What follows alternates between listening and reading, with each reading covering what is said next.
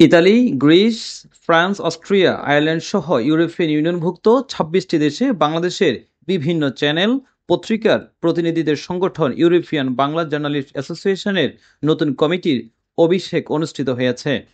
১৯ জুলাই ইতালির ভিসেন্সে অনুষ্ঠিত হয় ইউরোপিয়ান বাংলা জার্নালিস্ট অ্যাসোসিয়েশন এর নবনির্বাচিত কমিটির অভিষেক এবং ঈদ পুনর্মিলনী অনুষ্ঠানও একত্র অনুষ্ঠিত হয়। অনুষ্ঠানের শুরুতেই বাংলাদেশ এবং ইতালির জাতীয় সঙ্গীত পরিবেশন করা হয়। সভাপতিত্ব করেন ইবিজের সভাপতি সাংবাদিক হাবিবুর রহমান হেলাল। সভা সঞ্চালনা করেন সংগঠনের সাধারণ সম্পাদক জাকির হোসেন সুমন ও মিসেস লিমা আফরোজ। অনুষ্ঠানে প্রধান অতিথির হিসেবে ভার্চুয়ালি বক্তব্য রাখেন ভয়েস বাংলার সম্পাদক মোস্তফা ফিরোজ।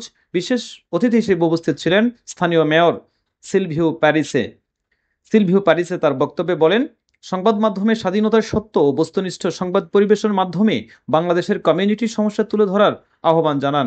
অনুষ্ঠানে ইতালির বিভিন্ন শহরে বসবাসরত বাংলাদেশিরা যারা শিক্ষা, স্বাস্থ্য, সামাজিক, ব্যবসায়িক ক্ষেত্রে অবদান রেখেছেন তাদের সম্মাননা ক্রেস্ট তুলে দেওয়া হয়।